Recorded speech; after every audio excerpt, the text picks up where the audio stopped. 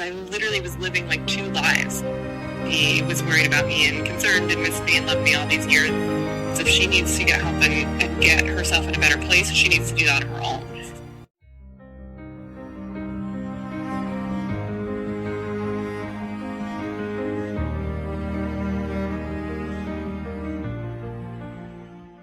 Lena is actually a listener of the podcast who contacted me and wanted to tell her unique adoption reunion story. After talking to her for a few minutes, I felt like I'd known her forever. She seemed like she could get along with anyone. She's very open, and she explained many adoptees have a fluid personality so that they can fit in different situations. She's also the first person that I've spoken with who didn't use DNA testing to find her birth parents. The way she found them was really by chance. Now she's in a really good place in her life and is at peace with how things went surrounding her reunion. Here is my interview with Lena. At what age were you adopted, and where were you given up for adoption? I was only a couple days old when I was placed for adoption, and I was adopted up in the Northeast through Catholic Charities agency. Okay, and how did you find out that you were adopted? My adopted family has always been very upfront and honest, and the caseworkers that worked with them had always encouraged them to tell me that I was adopted and to, try to answer questions as best they could regarding it. So as long as I can remember, I've known. Well, that's really good that they had that kind of a conversation with them. Yes, because I know it doesn't happen a lot, and so I'm very grateful it was never a secret that I had to find out. Yeah, definitely. Did your adopted parents know anything? Was there anything they could tell you about it?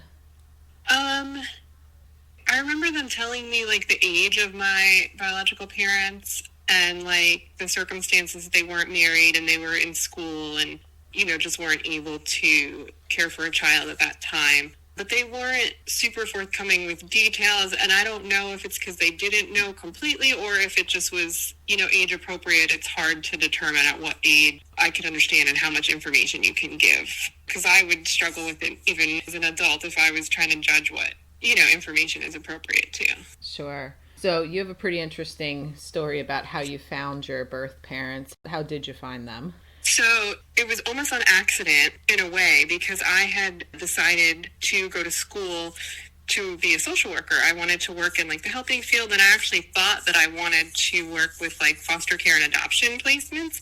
And so that was my major in college. And I was writing a paper, and this is a while ago, as I was born in the 80s, so it's not recent. But when I was in college, you were still allowed to use websites as sources for your research papers and things. And so I was writing a paper about adoption and why I wanted to be involved in it and, my thoughts on it and all these things. And I remember going on an adoption.com website, to read their articles, because they did have some normal articles that could maybe at the time be considered educational enough to use in a report. And so I made it asked you if you wanted to make an account, to access thousands of free articles or whatever it said at the time. And so I made an account, and then it asked if you were just a person doing research or if you were an adoptee or a biological parent or something. And so I checked that I was an adoptee, and then it asked if I wanted to make a profile for their message boards, saying who I was and, if I was willing to meet or talk to or be matched up with potential biological family members. And so I was oh, sure.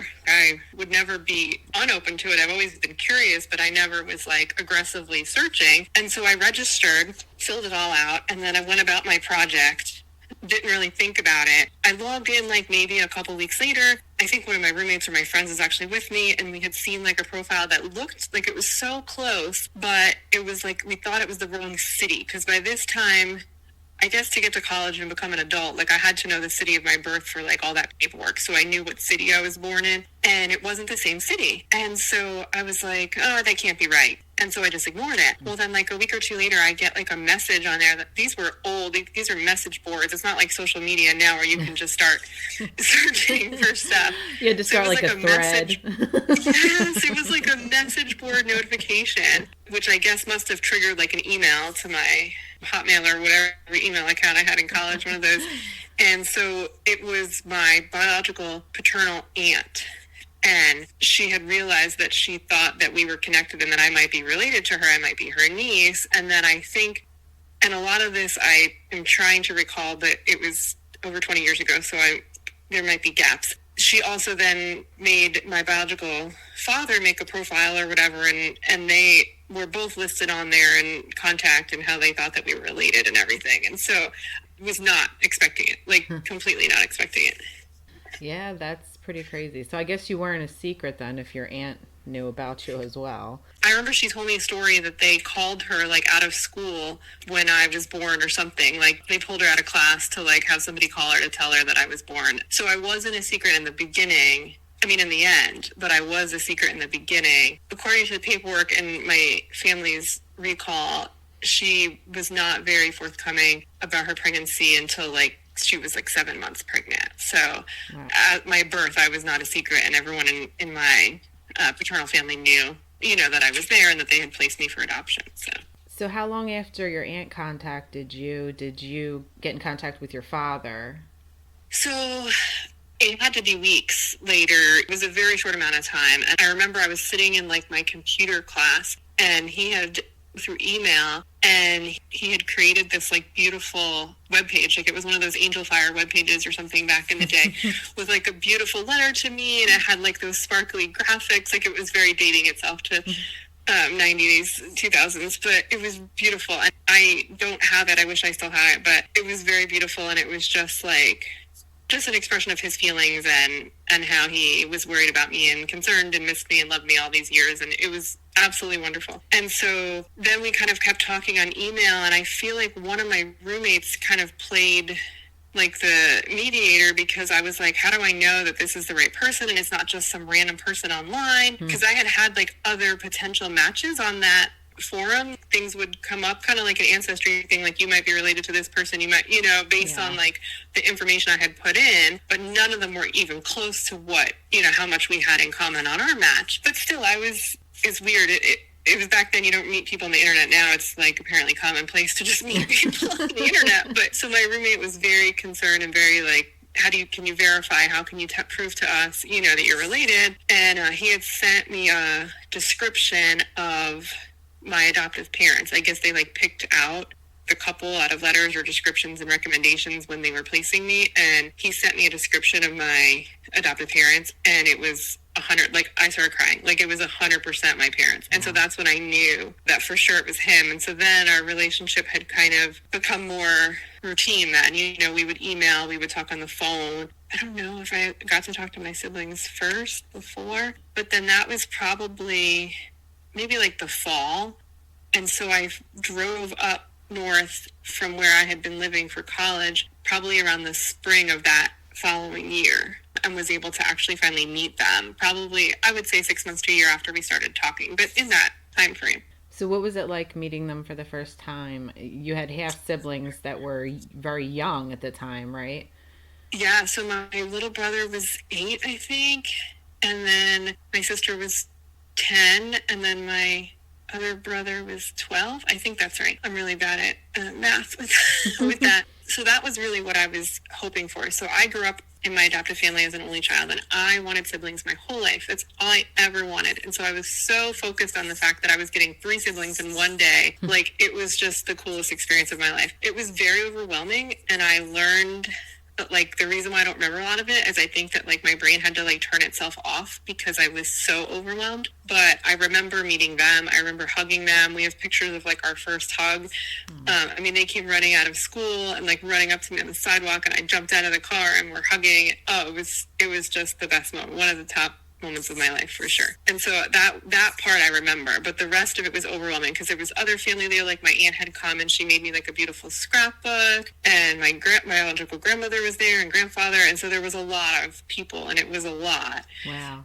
And not in a bad way, in a good way, but I just didn't know how to deal with all of it. Like, it was very emotional and very, like, I was like a deer in headlights, I think. Yeah, it was like overload.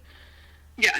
Have you ever mentioned to your adoptive parents, like, trying to find your birth family, and how did they react when you finally did find your paternal family? I think that if I could go back and change one thing, that would probably be the one thing that I changed, We never really talked about it. It was kind of a don't ask, don't tell thing. Like, they were open with the fact that I was adopted. It wasn't really discussed further. I didn't question anything. I was afraid to ask. I don't know why. They didn't make me afraid to ask. I think just personally I was afraid to ask. And so I didn't tell them through all of this anything, because I thought that they would really be upset with me, because, you know, being an adult, growing up, teenage years are hard. We weren't in a good place to begin with, because I was asserting my independence, and, you know, when you're 17 and 18, you know everything and you don't need your parents, and so I didn't want to upset them even more, because I thought that's what it would do. So that's the decision I made at the time based on where our relationship was, and I didn't say anything for almost a year. And finally, about a year after I had met them, I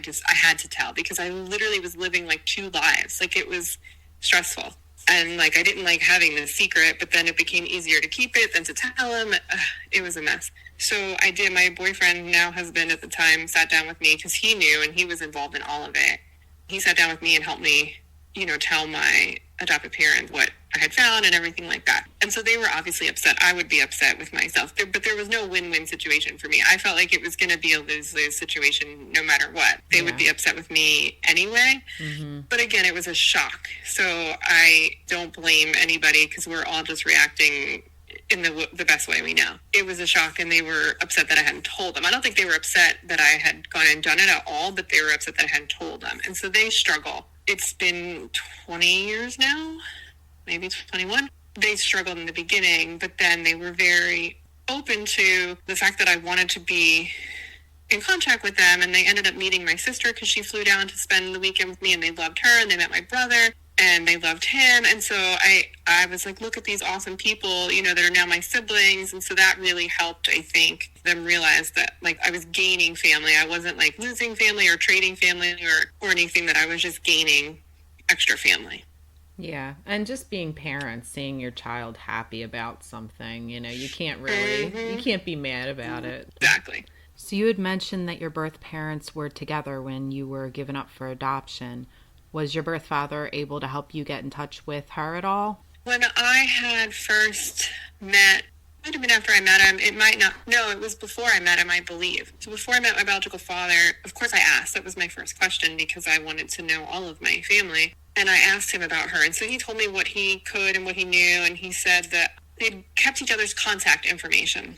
They kept each other's contact information in case either one of them should ever have contact with me, so that they could find each other and give each other an update, I guess. And so he had offered to mail her a letter for me, but wanted me to mail it to him like in a second envelope, just out of respect for her privacy, which now, 20 years later, you know, I could find the address in 5 minutes, but back then it was not so easy. Yeah. And so I said, yeah, of course, sure. I get it. I was trying to be respectful of privacy too. I didn't want to overstep anything. So I had wrote a letter and included a picture of myself.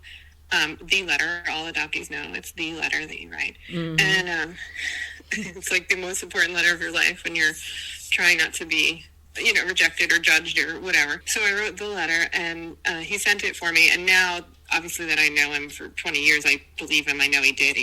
He's a very wonderful person, and he would never lie or not do it. And so he sent it, and she never answered me. And then he, I think, called her once or twice. I believe once or twice. But either she got him off the phone really quick or didn't answer. It was like kind of like she brushed him off and couldn't talk and never responded to him. So that was 21 years ago or so. And then like 3 years ago, I said, it's been 17 years. Maybe she's changed her mind. You know, maybe she is interested in speaking to me now. You know, my life is very different than it was 17 years ago.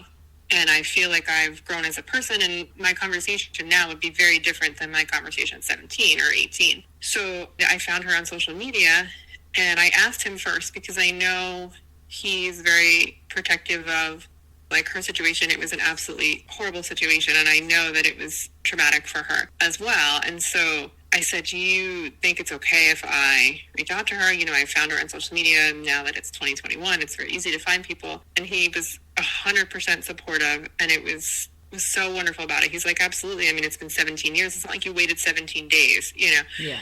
So I said, okay. So I actually reached out to her while I was up there on vacation, like visiting, and she ended up deleting the message and blocking me on social media. Wow. She has children, right? So you have other half siblings. So from yeah, so that her. was my other thing, especially when I was younger. Again, my biggest draw to finding my biological family was because I really wanted siblings. You know, all my friends had siblings, and my husband is an only child, and I was an only child, raised an only child. And I just was like, I want my kids to have aunts and uncles. Like, I just want a big family with lots of siblings. And you know, I was always jealous of all my friends who had siblings. And so she has two other children. And we have like family friends and other family that are still in contact with her, that see her and know of her, you know, in the same circles. It's a very small community, so it's not like impossible to keep tabs on someone. So yeah, she has two other children.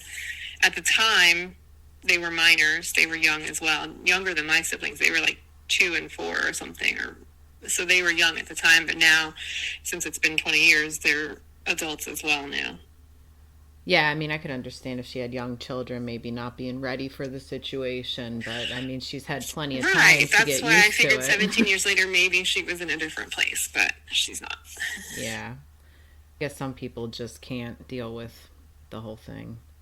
I mean, it's taken me 3 years, but I'm in a good place about it. Like, I was upset. I went through all the, you know, grief emotions and loss and everything. And I was mad, and then I was upset, and then I was frustrated. But I kind of feel like, you know, the universe or your higher power, whatever is in control, God, somebody has a hand in this. And so, like, if we're not meant to be in each other's lives right now, it's probably for the better for me, too. Like, I'm not going to fight with the universe at this point. If she hasn't dealt with whatever she needed to deal with, there's no point in us trying to have a relationship or even a conversation. Like, if she hasn't dealt with what she needed to, then it's just a waste of my time. I can't fix somebody, help somebody else. If she needs to get help and get herself in a better place, she needs to do that on her own. Yeah.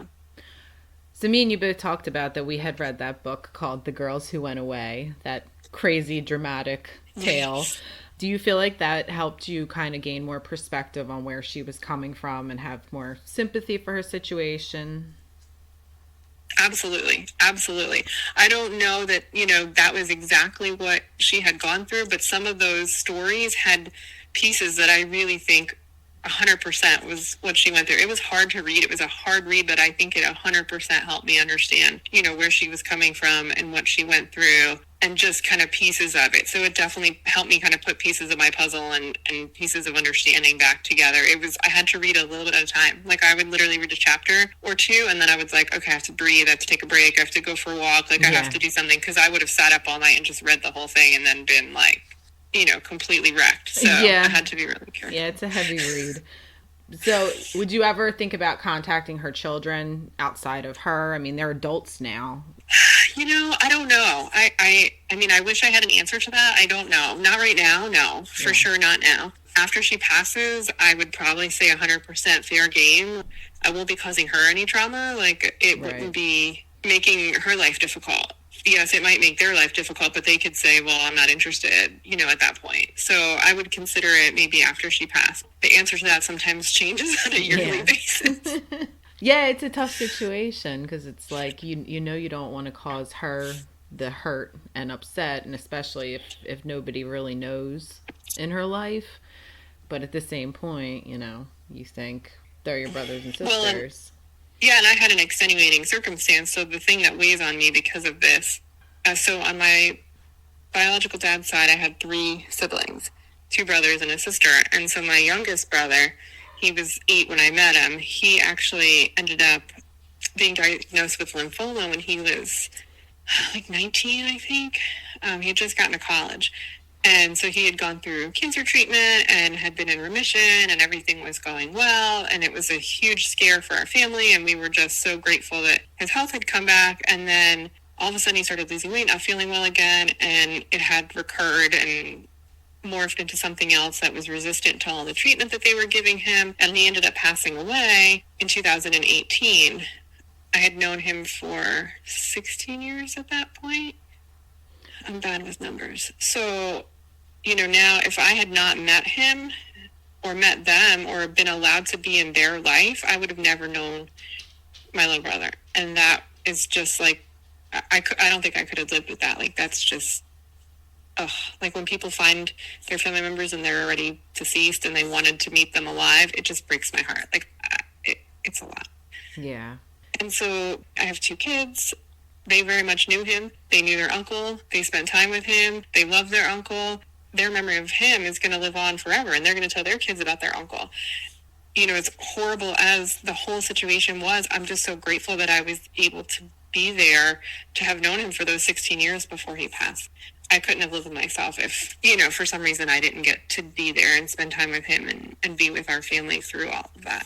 Yeah, you basically got to watch your brothers and sisters grow up. I mean, even though you weren't there from the beginning with your family, you got to at least experience that with them. Yeah. The coolest thing is, I have two cousins.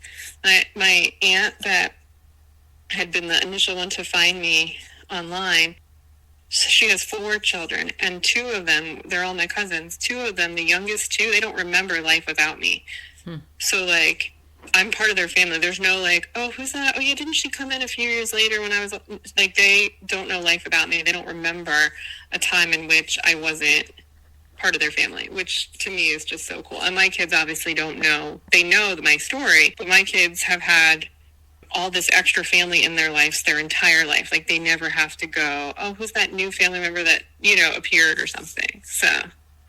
Are your dad's parents still alive? Do you have grandparents from him? Yes. They're both still alive, and they live, one lives across the street and the other one lives there with him. And so we see them every time we're up there as well, which is amazing. The kids get to meet their great grandparents, and it's very cool. It's just a wonderful bonus set of family members.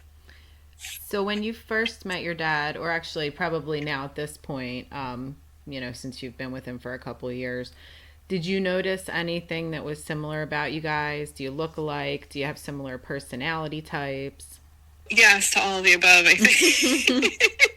So it was funny. I remember when I first had gone up there, sometimes other family members would kind of look at me like they had seen a ghost. You could tell and I'm like, people are staring, and I'm like, why are you staring at me? But they see the family resemblance, and they would see some of them that knew my biological mom would say parts of me look like her and parts of me look like him. So the consensus now is that I'm his family from the nose up.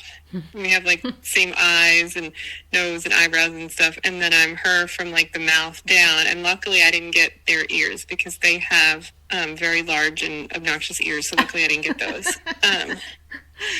So it was challenging because I was still a kid. I mean, I was an adult, but I was 18, 19. So it was challenging. I mean, I got to know my siblings, and we had a lot of personality traits in common. And now, as I'm a parent, and I've had just a different relationship with my biological dad now that I'm older, and we talk more and we have more of a individual relationship, it makes so much sense. We think alike. Sometimes when he'll say things, I'll be like, that's exactly my train of thought, or that's exactly how I would react, or, and so it's really cool to go, oh, yeah, that makes sense. They get it. That's exactly the same thing that I would say, or the same feeling I would have in that situation. So it's really cool. So you mentioned that you have a different relationship with your dad now that you're older. So what was the evolution of your relationship from the time you met him? I mean, I know you were just a young adult when you met him. So at this point you have your own kids and you have an established life and everything.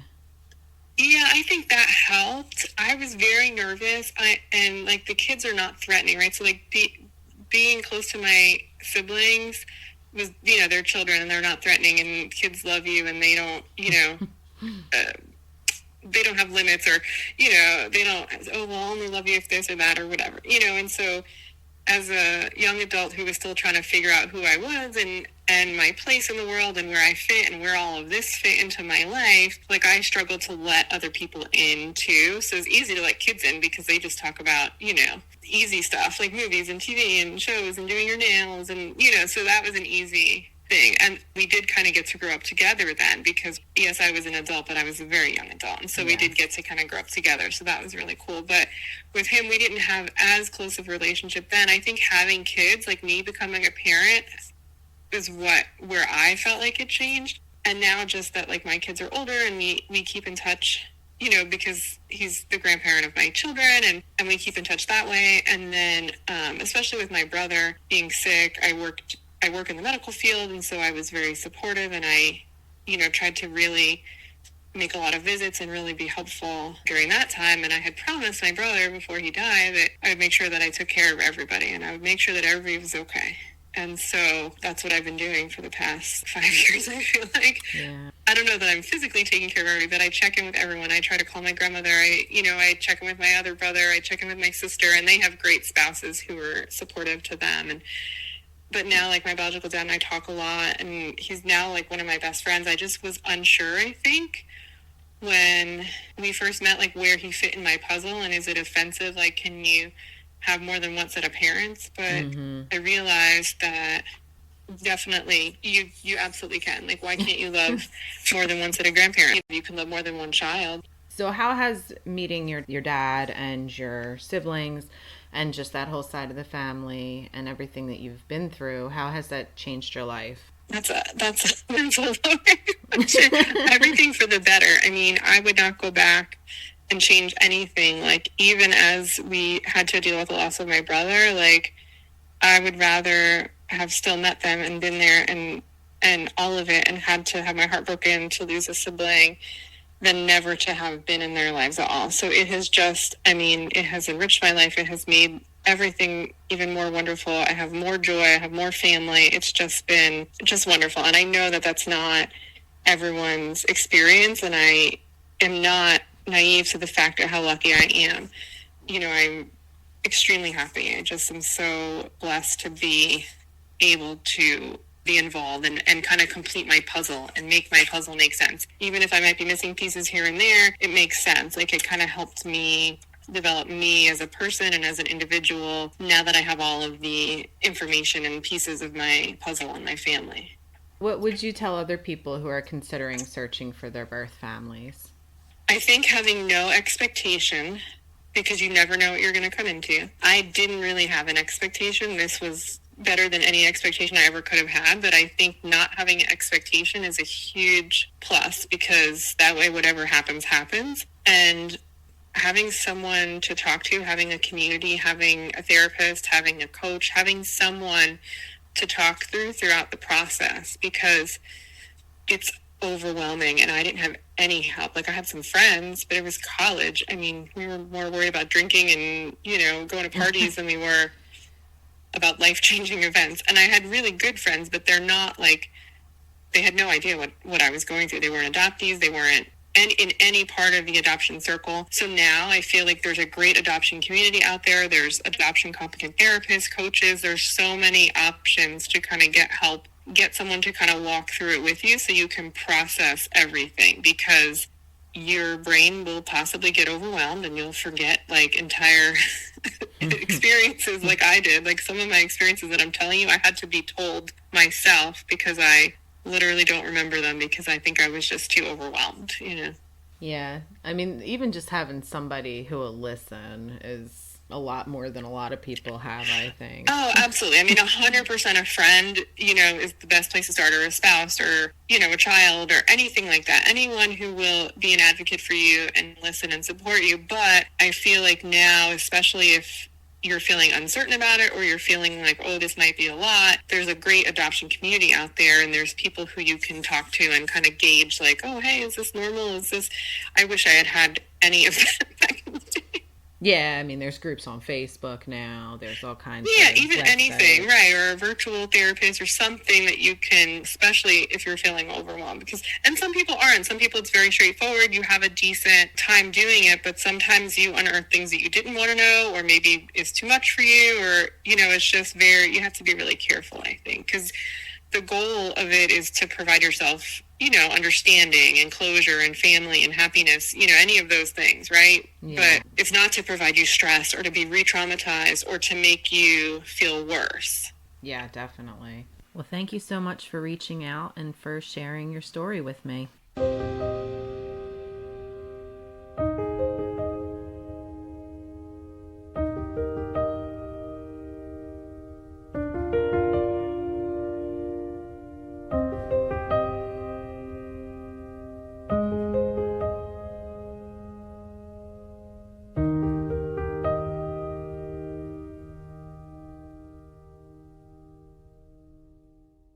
If you or someone in your family has been touched by adoption and would like to speak about it, please email me at whathappensafterpodcast@gmail.com.